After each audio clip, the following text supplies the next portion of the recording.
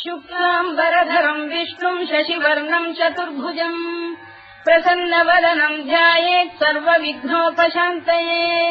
व्यासम् वसिष्ठनप्तारम् शक्तेः स्तोत्रमकल्मषम् पराशरात्मजम् वन्दे शुकतातम् तपोनिधिम् व्यासाय विष्णुरूपाय व्यासरूपाय विष्णवे नमो वै ब्रह्मनिधये वासिष्ठाय नमो नमः अविकाराय शुद्धाय नित्याय परमात्मने सदैकरूपरूपाय विष्णवे सर्वजिष्णवे यस्य स्मरणमात्रेण जन्म संसारबन्धनात् विमुच्यते नमस्तस्मै विष्णवे प्रभविष्णवे ॐ नमो विष्णवे प्रभविष्णवे श्रीवैशम्पायन उवाच श्रुत्वा धर्मानशेषेण पावनानि च सर्वशः युधिष्ठिरः शान्तनवम् पुनरेवाभ्यभाषत युधिष्ठिर उवाच किमेकम् दैवतम् लोके किम् वाप्येकम् परायणम् स्तुवन्तः कङ्कमर्चन्तः प्राप्नुयुर्माणवा शुभम् को धर्मः सर्वधर्माणाम् भवतः परमो मतः किम् जपन्मुच्यते जन्तुर्जन्म संसारबन्धनात् श्रीभीष्म उवाच जगत्प्रभुम् देवदेवमनन्तम् पुरुषोत्तमम् स्तुवन्नाम सहस्रेण पुरुषस्तततोत्थितः तमेव चार्चयन् नित्यम् भक्त्या पुरुषमव्ययम् ध्यायम् स्तुवन् नमस्यम् च यजमानस्तमेव च अनादिनिधनम् विष्णुम् सर्वलोकमहेश्वरम् लोकाध्यक्षम् स्तुवन् नित्यम् सर्वदुःखातिगो भवेत् ब्रह्मण्यम् सर्वधर्मज्ञम् लोकानाम् कीर्तिवर्धनम् लोकनाथम् महद्भूतम् सर्वभूतभवोद्भवम् एष मे सर्वधर्माणाम् धर्मोऽधिकतमो मतः यद्भक्त्या पुण्डरीकाक्षम् स्तवैरच्चेन्नरः सदा परमम् यो महत्तेजः परमम् यो महत्तपः परमम् यो महद्ब्रह्म परमम् यः परायणम् पवित्राणाम् पवित्रम् यो मङ्गलानाम् च मङ्गलम् दैवतम् देवतानाम् च भूतानाम् यो व्ययक्तिदा यतः सर्वाणि भूतानि भवन्त्यादियुगागमे यस्मिंश्च प्रलयम् यान्ति पुनरेव युगक्षये तस्य लोकप्रधानस्य जगन्नाथस्य भूपते विष्णोर्नाम सहस्रम् मे शृणु पापभयापहम् यानि नामानि गौणानि विख्यातानि महात्मनः ऋषिभिः परिगीतानि तानि वक्ष्यामि भूतये ऋषिर्नाम्नाम् सहस्रस्य वेदव्यासो महामुनिः छन्दोऽनुष्टुप् तथा देवो भगवान् देवकीसुतः अमृतांशुद्भवो बीजम् शक्तिर्देवकी नन्दनः त्रिसामाहृदयम् तस्य शान्त्यर्थे विनियुज्यते विष्णुम् जिष्णुम् महाविष्णुम् प्रभविष्णुम् महेश्वरम् अनेकरूपदैत्यान्तम् नमामि पुरुषोत्तमम् अस्य श्रीविष्णोर्दिव्यसहस्रनामस्तोत्रमहामन्त्रस्य श्रीवेदव्यासो भगवान् ऋषिः अनुष्टुप्छन्दः श्रीमहाविष्णुः परमात्मा श्रीमन्नारायणो देवता अमृतांशोद्भवो भानुरिति बीजम् देवकी नन्दन श्रेष्ठेति शक्तिः उद्भवः क्षोभणो देव इति परमो मन्त्रः धर इत्यस्त्रम् रथाङ्गपाणिरक्षोभ्य इति नेत्रम् त्रिसामासामजः सामेति कवचम् आनन्दम् परब्रह्मेति योनिः ऋतुः सुदर्शनकाल इति दिग्बन्धः श्रीविश्वरूप इति ध्यानम् श्रीमहाविष्णुप्रीत्यर्थे सहस्रनाम जपे विनियोगः ध्यानम् क्षीरोदङ्गप्रदेशे शुचिमणिविलसत्सैकते मौक्तिकानाम् मालासुप्तासनस्थस्फटिकमणिनिभैर्मौक्तिकैर्मण्डिताङ्गः शुभ्रैरभ्रैरदभ्रैरुपरि विरचितैर्मुक्तपीयूषवर्षैः आनन्दीनः पुनीयादरिनलिन गदा शङ्खपाणिर्मुकुन्दः भूः पादौ यस्य नाभिर्विहरसुरनिलश्चन्द्रसूर्यौ च नेत्रे कर्णावाशा शिरोद्यौर्मुखमपि दहनो यस्य वास्तेयमब्धिः अन्तस्थम् यस्य विश्वम् सुरनरखगो भोगि गन्धर्वदैत्यैः चित्रम् रम्यते तम् त्रिभुवन वपुषम् विष्णुमीशम् नमामि। ॐ नमो भगवते वासुदेवाय। शान्ताकारम् भुजगशयनम् पद्मनाभम् सुरेशम् विश्वाधारम् गगनसदृशम् मेघवर्णम् शुभाङ्गम् लक्ष्मीकान्तम् कमलनयनम् योगिधृध्यानगम्यम् वन्दे विष्णुम् भवभयहरम् सर्वलोकैकनाथम् मेघश्यामम् पीतकौशेयवासम् श्रीवत्साङ्कम् कौस्तुभोद्भासिताङ्गम् पुण्योपेतम् पुण्डरीकायताक्षम् विष्णुम् वन्दे सर्वलोकैकनाथम् नमः समस्तभूतानामादिभूताय भूभृते अनेकरूपरूपाय विष्णवे प्रभविष्णवे सशङ्खचक्रम् सकिरीटकुण्डलम् सपीतवस्त्रम् सरसीरुभेक्षणम् सहारवक्षस्थलशोभिकौस्तुभम् नमामि विष्णुम् शिरसा चतुर्भुजम् छायायाम् पारिजातस्य हेमसिंहासनोपरि आसीनमम्बुदश्याममायताक्षमलङ्कृतम् चन्द्राननम् चतुर्बाहुम् श्रीवत्साङ्कितवक्षसम् रुक्मिणी सत्यभामाभ्याम् सहितम् कृष्णमाश्रये।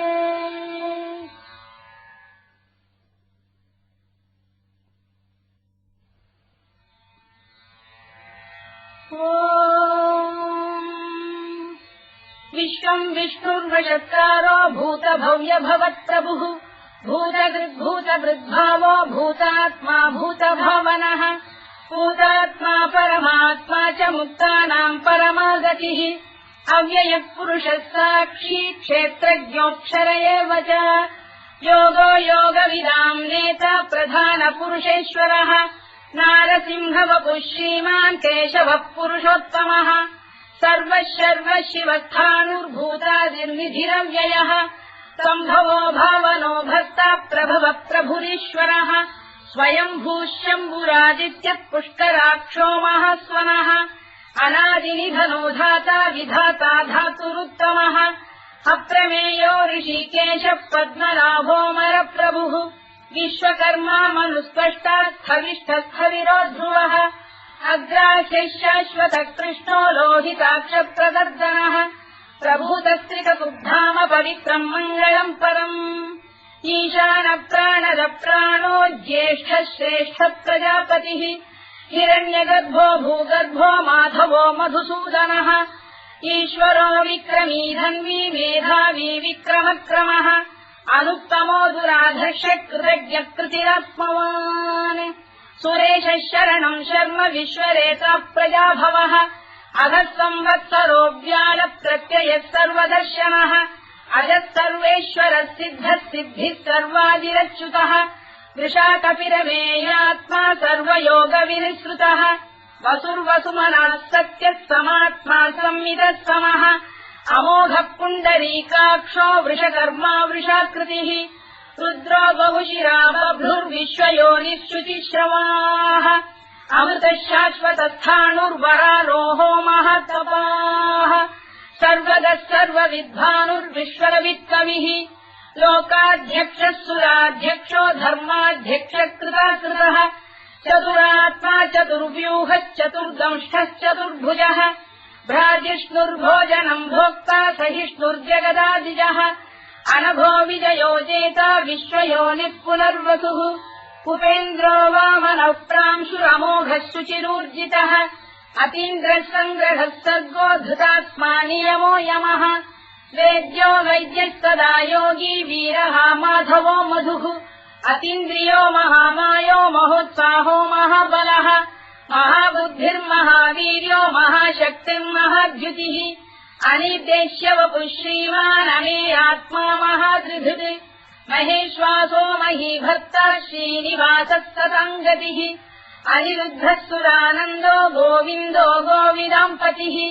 मरीचिर्दमनो हंसः सुपर्णो भुजगोत्तमः हिरण्यनाभः सुतपाः पद्मनाभः प्रजापतिः अमृत्युः सर्वदृक्सिंहः सन्धाता सन्धिमान् स्थिरः अजो दुर्मर्षणः शास्ता विश्रुतात्मा सुरारिः गुरुर्गुरुतमो धाम सत्यः सत्यपराक्रमः निमिषो निमिषस्रग्वी वाचस्पतिरुदारधीः अग्रणी ग्रामणी श्रीमान् न्यायो नेता समीरणः सहस्रमूर्धा विश्वात्मा सहस्राक्षः सहस्रपात् आवर्तनो निवृत्तात्मा संवृतः सम्प्रवर्धनः अधः संवर्तको गम्भीरनिरोधरणीधरः सुप्रसादप्रसन्नात्मा विश्वधृत् विश्वभुग्विभुः सत्कर्ता सत्कृतः साधुर्जन्धुर्नारायणो नरः असङ्ख्येयो प्रमेयात्मा विशिष्टः शिष्टकृच्छुचिः सिद्धार्थः सिद्धसङ्कल्पः सिद्धिदः सिद्धिसाधनः वृषाही वृषभो विष्णुर्वृषपर्वा वृषोदरः वर्धनो वर्धमानश्च विविक्तः श्रुतिसागरः सुभुजो दुर्धरो वाग्मी महेन्द्रो वसुदो वसुः नैकरूपो बृहद्रूपः शिपिविष्टप्रकाशनः ओजस्तेजोद्युतिधरः प्रकाशात्मा प्रतापनः वृद्धः स्पष्टाक्षरो मन्त्रश्चन्द्रांशुर्भास्करद्युतिः अमृतांशुद्भवो भानुः शशबिन्दुः सुरेश्वरः औषधम् जगतः सेतुः सत्यधर्मपराक्रमः भूतभव्यभवन्नाथः पवनः पावनो नरः कामः कामकृत्कान्तः कामः कामप्रदप्रभुः युगादिकृद्युगावर्तो नैकमायो महाशनः अदृश्यो व्यक्तरूपश्च सहस्रजिदनन्तजित् इष्टो विशिष्टः शिष्टेष्टः शिखण्डी नभुषो वृषः क्रोधः क्रोधकृत्कर्ता विश्वबाहुर्महीधरः अच्युतः प्रतिथः प्राणः प्राणदो वासवानुजः अपाम् निधिरधिष्ठानमप्रमत्तः प्रतिष्ठितः स्कन्दः स्कन्दधरो धुर्यो वरदो वायुवाहनः वासुदेवो बृहद्भानुरादिदेवः पुरन्दरः अशोकस्तारणस्तारः शूरः शौरिर्जनेश्वरः अनुकूलः शतावर्तः पद्मी पद्मनिभेक्षणः पद्मनाभोरविन्दाक्षः पद्मगर्भः शरीरभृत् महर्भिर्वृद्धो वृद्धात्मा महाक्षो गरुडध्वजः अतुलः शरभो भीमः समयज्ञो हविर्हरिः सर्वलक्षणलक्षण्यो लक्ष्मीवान् समितिञ्जयः विक्षरो रोहितो मार्गो हेतुर्दामोदरः सहः महीधरो महाभागो वेगवानमिदाशनः उद्भवः क्षोभणो देवः श्रीगर्भः परमेश्वरः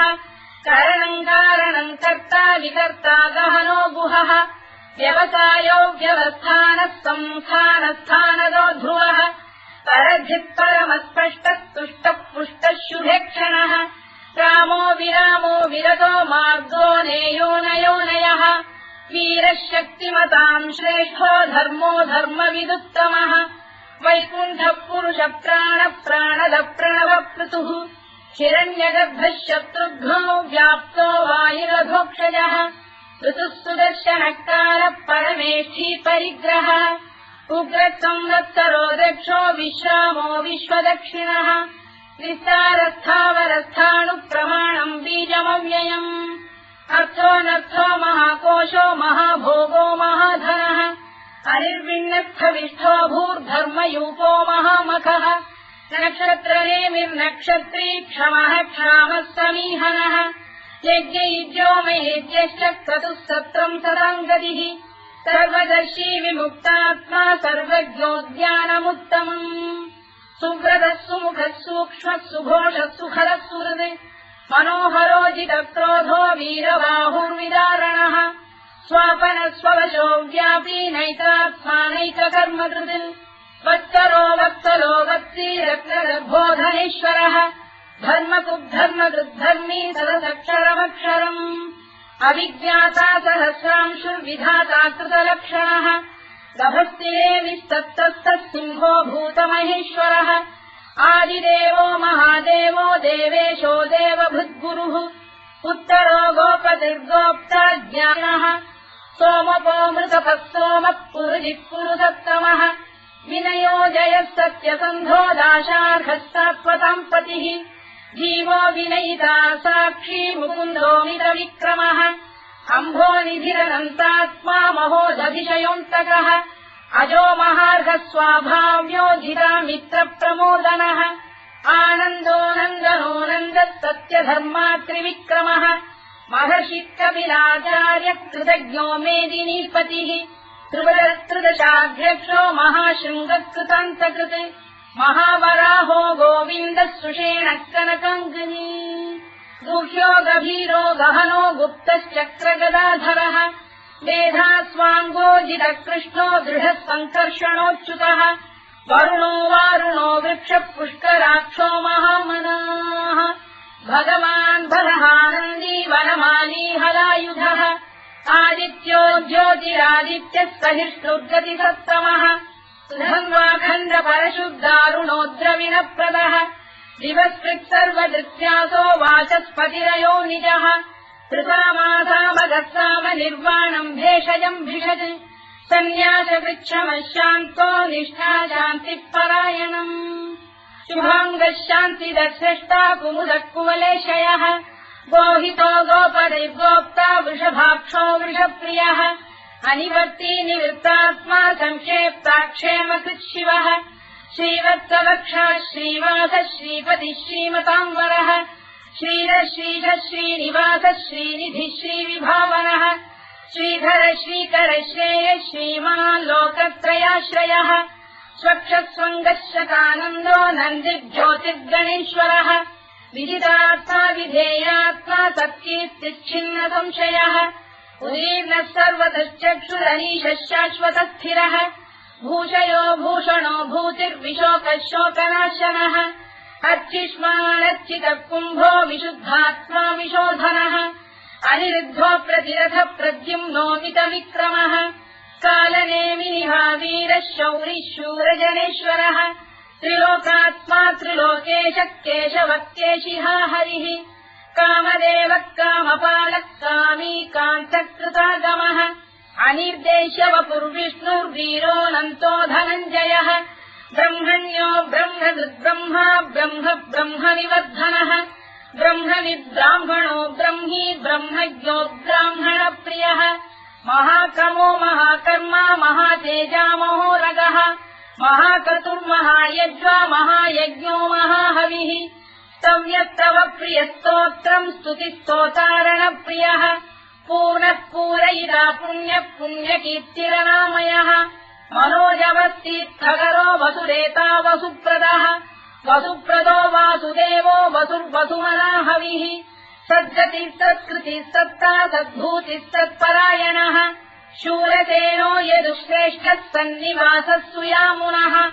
भूतावासो वासुदेवः सर्वासु निलयो नलः दत्तः दत्पदो दृप्तो दुर्धरोऽथा पराजितः विश्वमूर्तिर्महामूर्तिर्दीप्तमूर्तिरमूर्तिमान् अनेकमूर्तिरव्यक्तः शतमूर्तिः शताननः एकोनैकः सवक्तः किम् यत्तत्पदमनुत्तमम् लोकबन्धुर्लोकनाथो माधवो भक्तवत्सलः सुवर्णवर्णो हेमाङ्गो वराङ्गश्चन्दनाङ्गदी वीरः विषमः शून्यो घृता क्षीरजरश्चरः अमानी मानदो मान्यो लोकस्वामी त्रिलोकधृत् सुमेधा मेधजो धन्यः सत्यमेधाधराधरः तेजो वृषोद्युतिधरः सर्वशत्रभृताम्बरः प्रग्रहो निग्रहो व्यग्रो नैकशृङ्गो गदाग्रजः चतुर्मूर्तिश्चतुर्बाहुश्चतुर्व्यूहश्चतुर्गतिः चतुरात्मा चतुर्भावश्चतुर्वेदविदेकपात् समावर्तो निवृत्तात्मा दुर्जयो दुरतिक्रमः दुर्लभो दुर्गमो दुर्गो दुरावासो दुरारिः शुभाङ्गो लोकतारङ्गः सुतन्तु वर्धनः इन्द्रकर्मा महाकर्मा कृतकर्मा कृतागमः उद्भवः सुन्दरः सुन्दो रक्तनाभः सुलोचनः अल्पो वाजसनः शृङ्गी जयन्तः सर्वविद्ययी सुवर्णबिन्दुरक्षोभ्यः सर्ववागीश्वरेश्वरः महाह्रदो महागर्तो महाभूतो महानिधिः कुमुदकुन्दरकुन्दः पर्जन्यः पावनो निलः अमृताशोऽमृतवपुः सर्वज्ञः सर्वतोमुखः सुलभः सुव्रतः सिद्धः शत्रुजिच्छत्रुतापनः व्यग्रोधोदुम्बरोश्चक्षाणूरान्ध्रैषूदनः सहस्रार्चिः सप्तजिह्वः सप्तैधाः सप्तवाहनः अमूर्तिरनघोचिन्त्यो भयगृद्भयनाशनः अणुबृहत्कृशस्थूलो गुणधृन्निर्गुणो महान् अधृतस्वधृतस्वास्य प्राग्वंशो वंशवर्धनः भारभृत्कथितो योगी योगीशः सर्वकामदः आश्रमश्रवणः क्षामः सुपर्णो वायुवाहनः धनुर्धरो धनुर्वेदो दण्डो दमयिता दमः अपराजितः सर्वसहो नियन्ता नियमो यमः सत्त्ववान् सात्विकः सत्यः सत्यधर्मपरायणः अभिप्रायप्रियार्होः प्रियकृत्प्रीतिवर्धनः विहाय सगतिर्ज्योतिः सुरुचित्कुतभुक् विभुः रविर्विरोचनः सूर्यः सवितारनिलोचनः अनन्तो हुतबुद्भोक्ता सुखदो नैकजोऽग्रजः अनिर्विण्णः सदामर्षी लोकाधिष्ठानमद्भुतः सनातनतमः कपिलः कपिरव्ययः स्वस्तिदः स्वस्तिकृत् स्वस्तिः स्वस्तिभुक् स्वस्ति दक्षिणः अरोग्रः कुण्डली चक्री विक्रम्यूर्जितशासनः शब्दातिकः शब्दसः शिशिरः शर्वरीकरः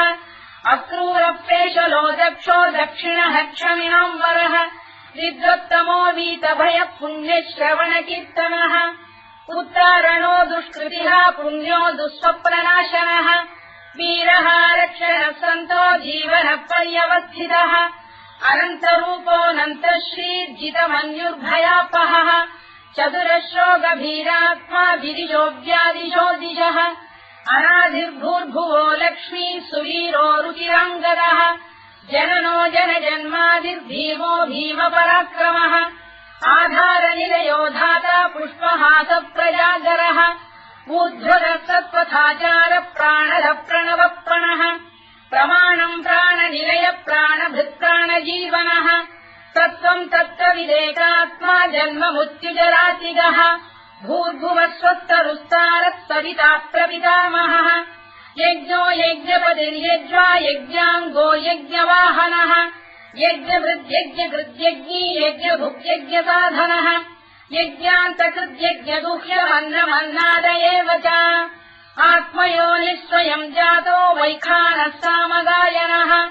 देवकीनन्दनः स्रष्टा क्षितीशः पापनाशनः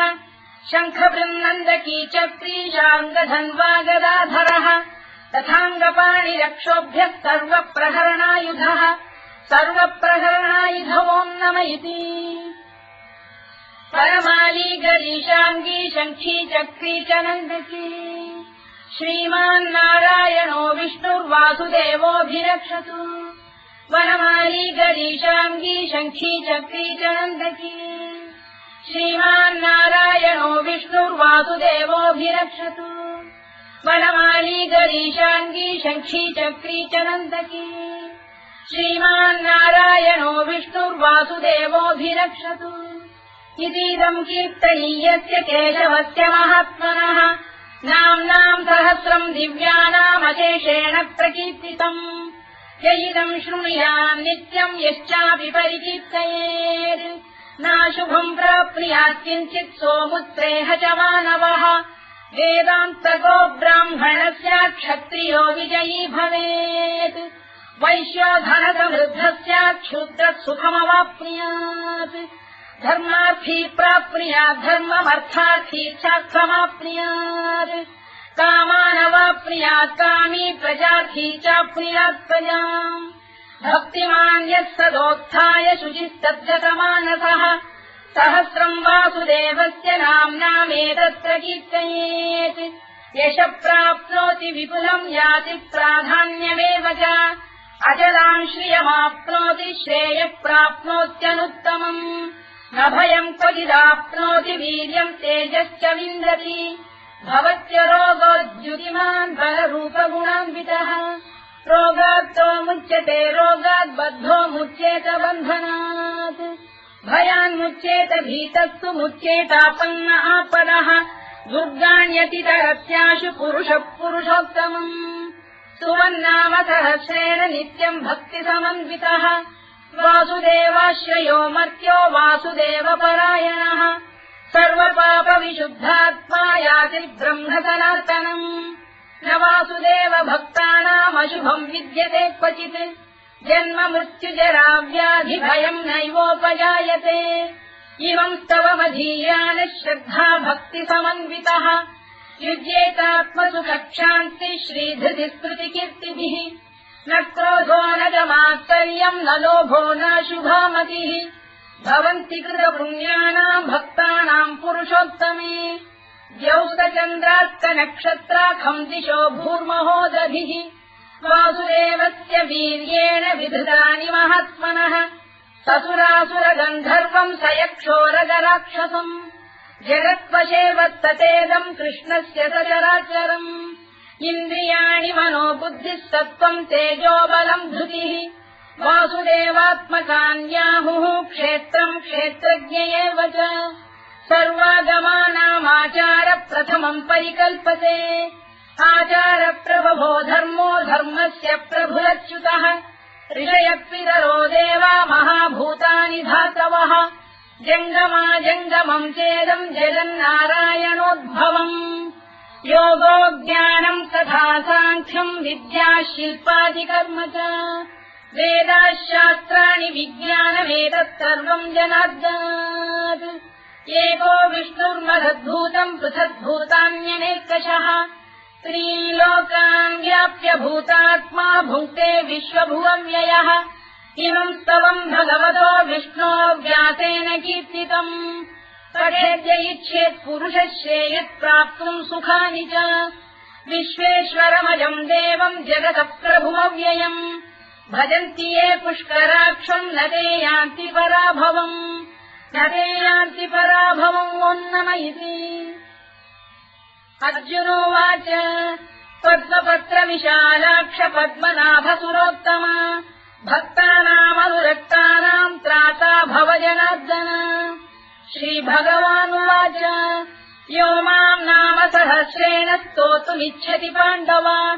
सोऽहमेकेन श्लोकेन स्तुत एव न संशयः स्तुत एव न संशयोऽन्नम इति व्यासोवाच वासनाद्वासुदेवस्य वासितम् भुवनत्रयम् सर्वभूतनिवासोऽसि वासुदेव नमोऽस्तु ते वासुदेव नमोऽस्तु नमः इति पार्वत्युवाच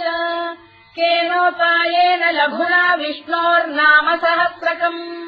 पठ्यते पण्डितैर्नित्यम् श्रोतुमिच्छाम्यहम् प्रभो ईश्वरोवाच श्रीराम राम रामेति रमे रामे मनोरमे सहस्रनाम तत्तुल्यम् राम नाम वरानने श्रीराम राम रामेति रमे रामे मनोरमे सहस्रनाम तत्तुल्यम् राम नाम वरानने श्रीराम राम रामेति रमे रामे मनोरमे सहस्रनाम तत्तुल्यम् राम नाम वरानने राम नाम वराननमोन्नम इति ब्रह्मोवाच